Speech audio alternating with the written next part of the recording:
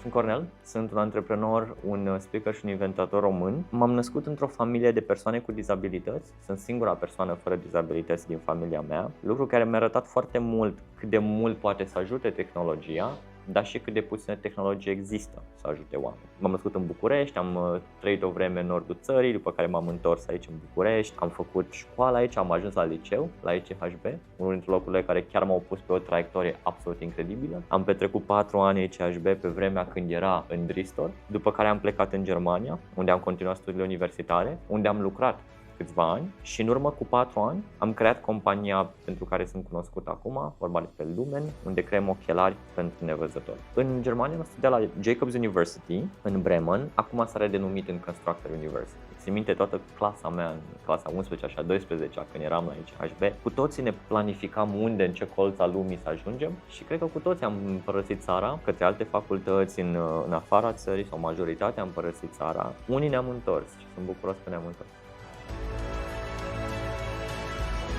Copilăria mea a fost un pic diferită, pentru că vin dintr-o familie diferită. Ambii mei părinți, sora mea, persoane cu dizabilități, bineînțeles că mi-au pus pe un drum puțin diferit. Părinții mei, persoane cu dizabilități locomotorii, nu se pot deplasa. Sora mea, persoană cu dizabilități grave cerebrale. Cu siguranță nu am o poveste a copilăriei care să fie comună cu altele.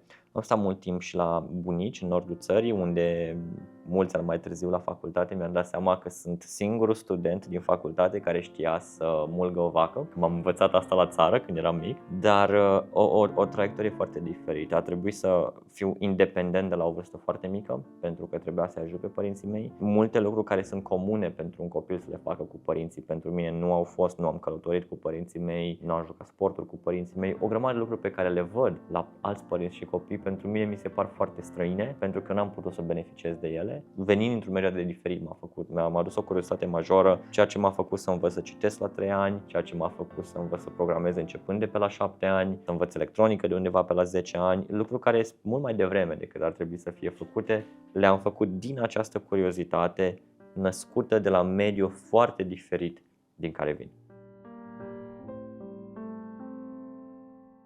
Liceul a fost incredibil. A fost incredibil pentru că am putut să facem ceva ce nu s-a făcut niciodată în România și aici mă refer specific la fondarea clubului de robotică ICHB. Am fost primul liceu din România cu un club de robotică liceală, pe care îl datorez complet domnului Aki Ahmed. A fost ideea lui, el a zis hai să-l facem și am fost primii care au făcut asta în România și acum să mă uit să intru într-un astfel de laborator care nu are nicio legătură de cât de avansat este comparativ cu pașii noștri incipienți, să știu că mult mai mulți elevi din toată România și mai mult construiesc lucruri pe care noi abia ne chinuiam să visăm la ele și acum să vedem copii de clasa 5-a, 6-a, să le văd roboții, să văd ceea ce poate să facă. Absolut incredibil cât de mult au avansat lucrurile. Dar cineva trebuia să fie primul. Cineva trebuia să fie primul să arate că se poate. Probabil sute și mii și de fapt zeci de mii de elevi din toată România au avut șansa să treacă prin așa ceva datorită faptului că noi am început-o. Profesoara de educație antreprenorială a venit la mine și mi-a zis voi faceți roboți, pariu că nu puteți să faceți un business și am zis hai că să arătăm noi și uite așa am devenit antreprenor, faptul că am ajuns de 2 ori în finala internațională a Company of the Year de către Junior Achievement, dar reprezentând România, reprezentând ICHB. Asta totul s-a întâmplat pentru că în ICHB existau acei oameni, acei profesori care vedeau potențialul unui elev și știau cum să-l împingă încât să se transforme în ceva incredibil.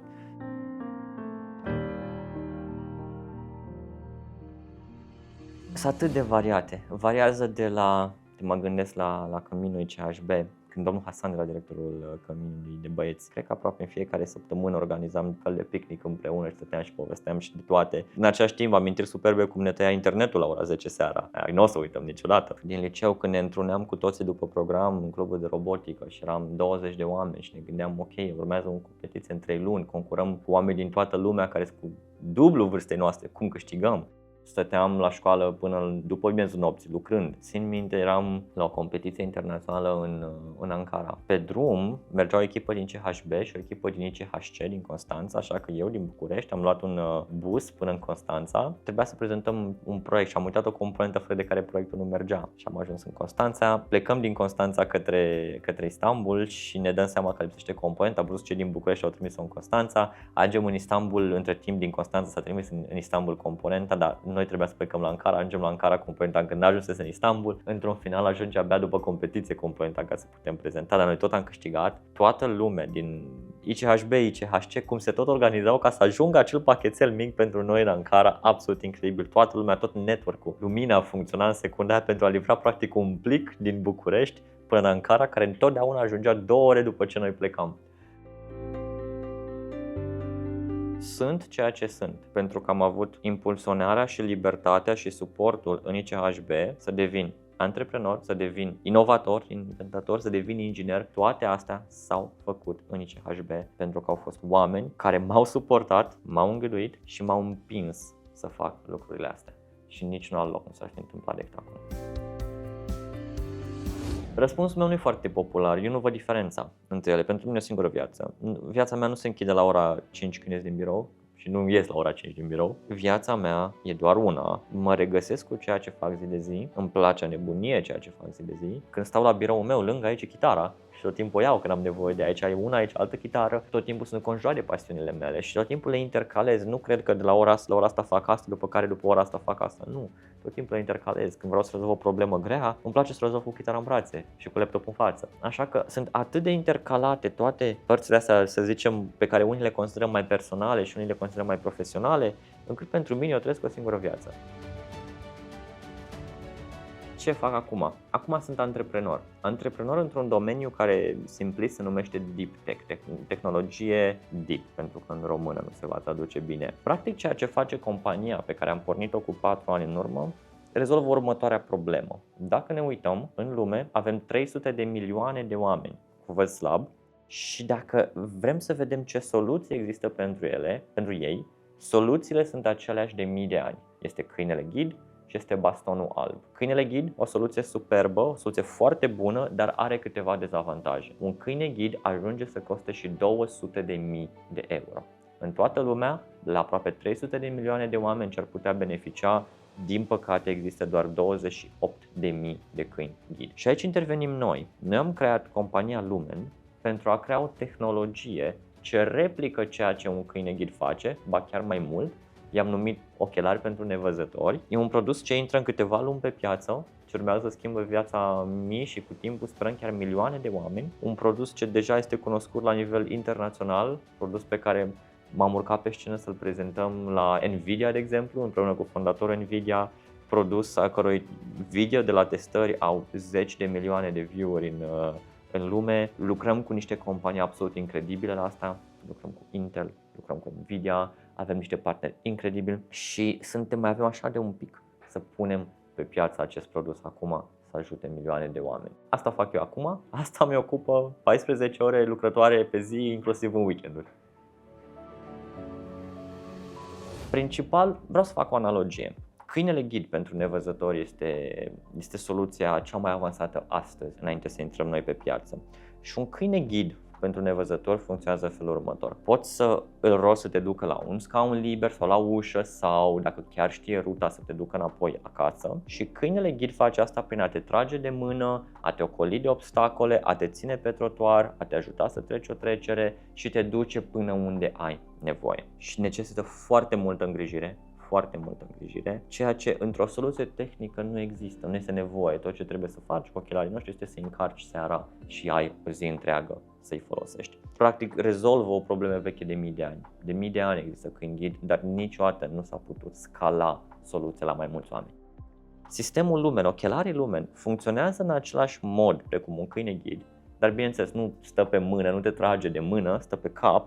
Și pentru că stau pe cap, ei de fapt te direcționează, practic cum zicem noi simplistic, te trag de cap. Efectiv simți în zona frunții cum sistemul îți reprezintă în ce zonă să mergi, cum te trage în direcția în care trebuie să mergi, încât să ocolești obstacole, să stai în siguranță pe trotuar, să te oprești la o trecere, te atenționează despre mediul înconjurător folosind mesaje audio, dar la bază tehnologia din ochelari este tehnologia de condus autonom. Dacă ne gândim la o mașină autonomă ce merge pe drum, ce se conduce singură, exact aceeași chestie am făcut și noi, dar pe trotuar, înăuntru, în afară, pe zonele pedestriene, unde mergi de obicei pe jos. Deci, practic, noi am creat o mașină cu condus autonom pentru trotuar ce ghidează oameni. Asta fac ochelarii la bază.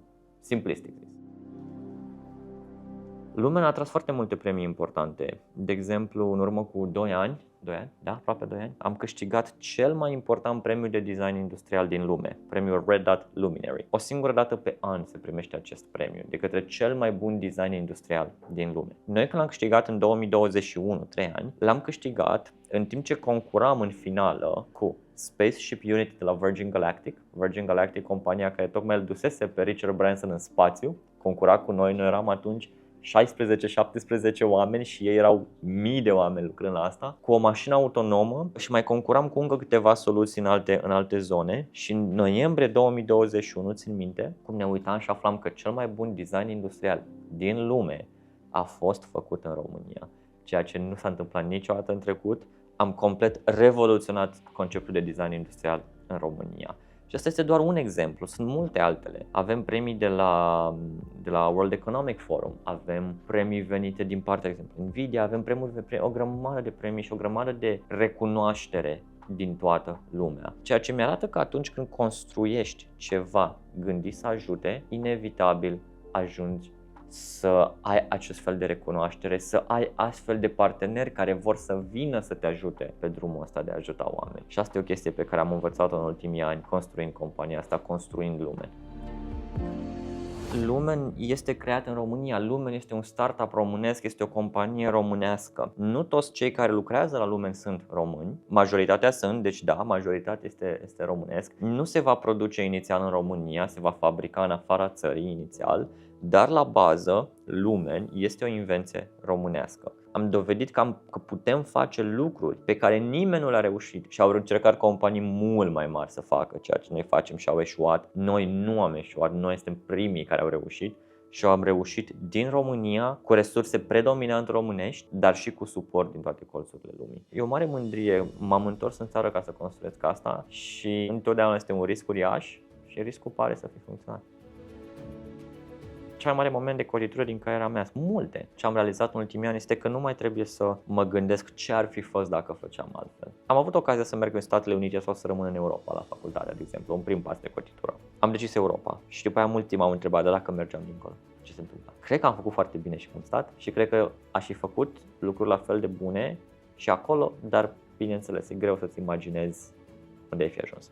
Nu cred că o să mă uit înapoi să zic dacă aș fi făcut ceva diferit, aș fi fost altundeva. Cu siguranță aș fi fost altundeva, cu siguranță. Sunt mândru de ce am realizat, dar mult mai important, sunt la fel de naiv și de bucuros despre cât de multe alte lucruri urmează să facem. Te țin treaz noaptea, dar știi că nu o să ai cum vreodată timp și resursele să le faci. Și totuși ne place a nebunie ceea ce facem. Așa că nu mă uit la momente de cotitură. Cea mai importantă caracteristică a mea care m-a condus către succes. Într-o zi o să am răspunsul mai bun, dar astăzi nu știu să zic dacă este reziliența sau încăpățânarea. Încăpățânarea să nu renunț sau reziliența să nu renunț. Cel mai important obiectiv al meu pentru viitor e ziua în care noi vom termina de pus pe piață mai mult de 28.000 de ochelari Lumen. Este ziua în care schimbăm o paradigmă veche de mii de ani. Ăla e primul meu milestone important pe care l-am în față și mai sunt multe.